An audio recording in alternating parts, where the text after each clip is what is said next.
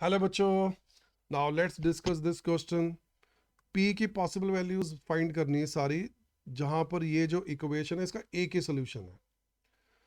अब इसका number of solutions वाला कंसेप्ट अगर रिकॉल करें तो इसमें ग्राफ वाला कंसेप्ट यूज करते हैं। हम पी एक्स स्क्वायर का ग्राफ बनाएंगे, लॉग एक्स का ग्राफ बनाएंगे, दोनों की इंटरसेक्शन जहां पर होगी वो इसके सोल्यूशंस होंगे, तो वो काउंट जो है वो 1 होना चाहिए। यानी कि ये दोनों ग्राफ्स एक ही पॉइंट पे कट करने चाहिए। अब पी एक्स का ग्राफ तो होता है पैराबोला, और लॉग एक्स का ग्राफ तो स्टैंडर्ड ही है। अब जो पैराबोला है ये डिपेंड करेगा पी के साइन पे। अगर पी पॉजिटिव होगा तो अपवर्ड पैराबोला बनेगा, अगर पी नेगेटिव होगा तो डाउनवर्ड पैराबोला बनेगा। तो इसमें दो केसेस बनाने पड़ेंगे। तो अब ये दो केसेस हम बनाते हैं। पहला केस, अगर पी लेस देन जीरो हो गया तो, अगर पी लेस देन जीरो हुआ तो लॉग एक्स का ग्राफ तो तुम सबको पता ही है स्टैंडर्ड, और ये वाला डाउनवर्ड पैराबोला। तो इसमें एक ही पॉइंट ऑफ इंटरसेक्शन आने वाला है, जो कि हमें वन सोल्यूशन के लिए ही सॉल्व करना है इस इक्वेशन को। तो ये तो हमारा आ गया, यानी कि पी लेस देन जीरो सारे एडमिसिबल्स हैं, सारे एक्सेप्टेबल है। अगर पी लेस देन जीरो हो गया तो हमेशा एक ही सोल्यूशन आने वाला है, तो ये हमारा एक्सेप्टेबल केस हो गया। दूसरा, अगर पी जीरो हो गया तो उस केस में लॉग एक्स जीरो हो जाएगा और एक्स इक्वल टू ई की पास जीरो वन।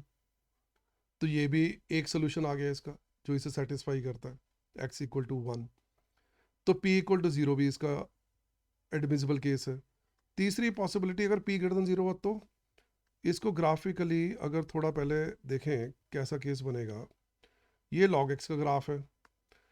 अब जो अपवर्ड पैराबोला का ग्राफ होगा वो देखें उसकी पॉसिबिलिटीज़ क्या होंगी।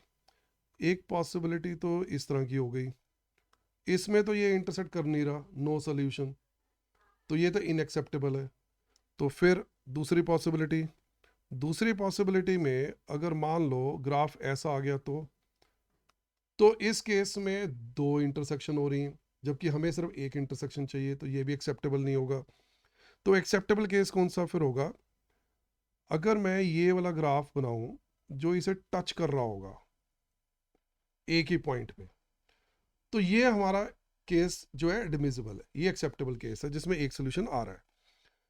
तो ये वाला केस हमें सॉल्व करना पड़ेगा, ये किस एक्स के लिए या उसके बाद किस पी के लिए ये ऐसा होगा। यहाँ पर एक्चुअली जो हम चीज़ नोटिस कर रहे हैं वो ये कि यहाँ पर जो टेंजेंट बनेगी इस पॉइंट पे दोनों ग्राफ्स के ऊपर वो सेम बनेगी, कॉमन टेंजेंट ये, और इसका मतलब इनका D Y by D X इस पॉइंट पे सेम होना चाहिए। तो ये वाली इंफॉर्मेशन से हम इसे सॉल्व करेंगे। तो दोनों का D Y by D X two P X हो गया लेफ्ट हैंड साइड वाले फंक्शन का डेरिवेटिव पैराबोला का, और लॉग एक्स का डेरिवेटिव होगा वन बाई एक्स, दोनों डेरिवेटिव सेम होने चाहिए। तो यहाँ से एक रिलेशन आ गया two P X square equal to one. अब मुझे p चाहिए, तो x को एलिमिनेट करते हैं। तो ऐसा करते हैं, ये जो एक्स स्क्र की वैल्यू है वन बाई टू पी इस इक्वेशन में डाल देते हैं, इससे मुझे x के बारे में पता चल जाएगा। तो log x equal to one half आ गया, x इक्वल टू ई की पावर वन हाफ हो गया।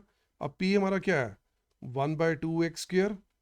अच्छा, x की जगह e की पावर वन हाफ डाल दूं तो ये बन गया e, तो p की वैल्यू आ गई वन बाई टू ई।